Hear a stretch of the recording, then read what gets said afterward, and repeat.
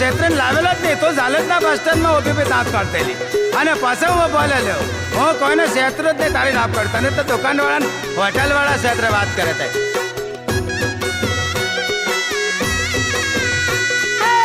તું તો કહેતેલો અલ્યા રાજ કરવા